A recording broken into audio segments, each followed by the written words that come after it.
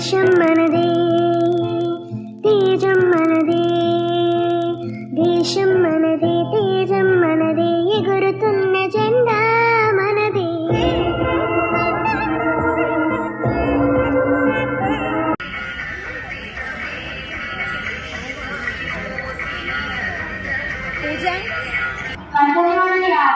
జనవరి 26న మన భారత రాజ్యాంగం అమల్లోకి వచ్చింది.